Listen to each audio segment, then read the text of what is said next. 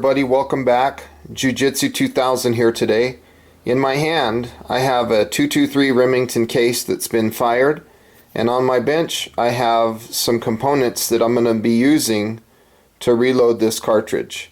My objective for this video today is to make this video as short as possible and still get good information out there.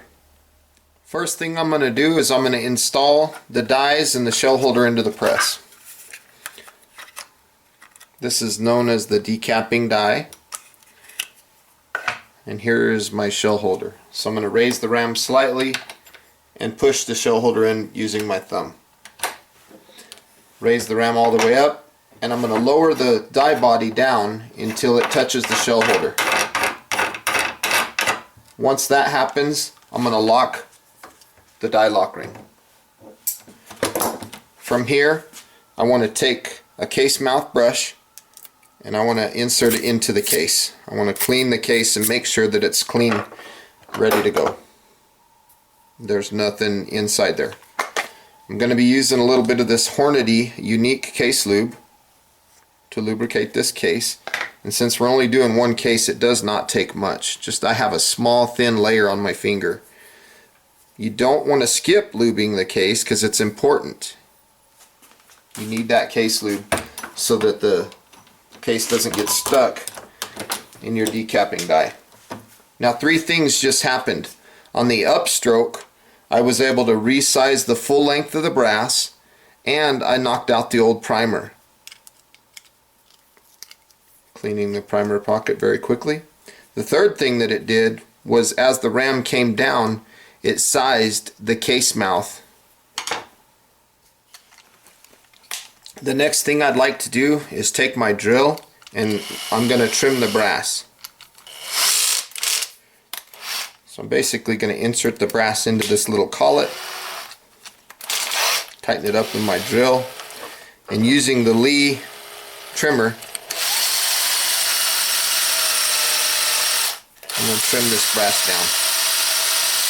So you basically just push this trimmer in until this little tip touches this shell holder. Then when it stops being able to cut, that's when you're finished. I'm going to lightly deburr the outside of the case mouth and very mildly inside the case mouth. When you deburr inside the case mouth, you don't want to take out a lot of material. If you have a rag right now, this is a good time to kind of polish up your case a little bit. And that's it for the trimming step. At this point, I'm going to run the brush through the mouth one more time and just get that excess lube out. And I'm going to take a Winchester small rifle primer, and using my Lee autoprime tool, I already have a primer in there. I'm going to insert the case in and push with my thumbs, make sure it's pointed in a safe direction, and this will prime the case. When you prime the case, you want to make sure that the primer is flush or just a little bit recessed. Okay, you don't want it bulging out.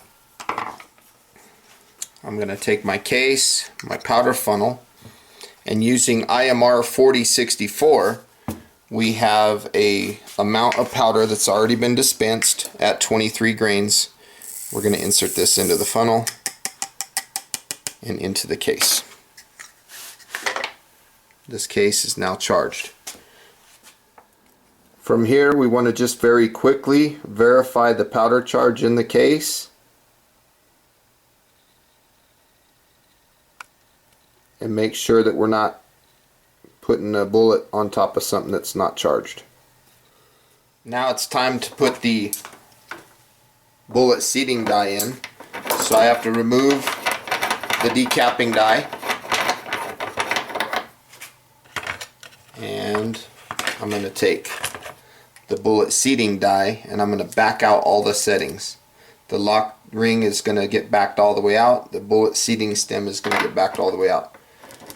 I'm going to start to thread it into the press, and I'm going to take that charged case that we had charged just a second ago, put it into the shell holder, and I want to raise the ram and I want to lower the die body down until I feel the die body touch the case mouth.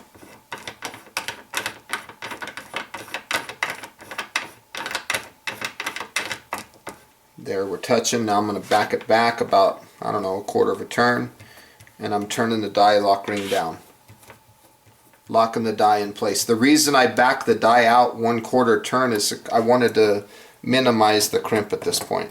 All I'm worried about is bullet seating right now. Lower the ram, take my bullet that we're going to use. This one happens to have a cantilever crimping groove on it, so I'm going to put the bullet into the charged case and raise the ram.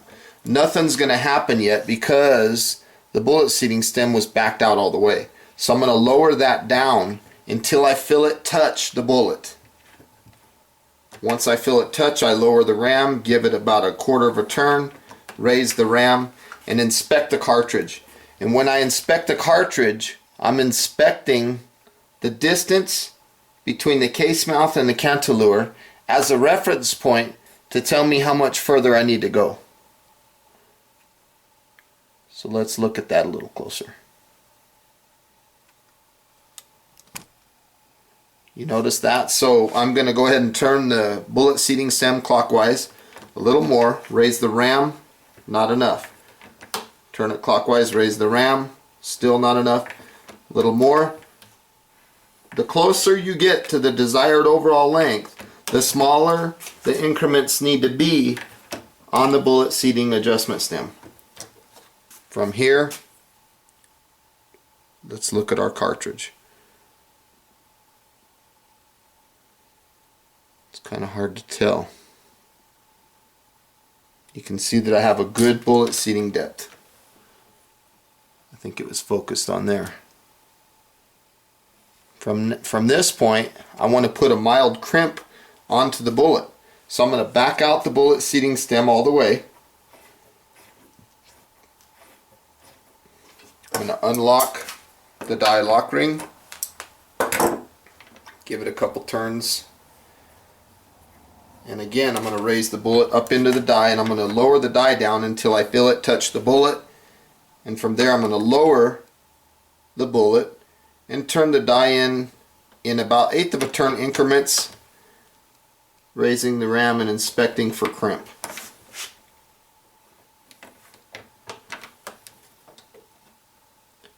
Once the desired crimp is reached, I will leave the ram all the way up. This will lock the die in place, and I'll lock the die lock ring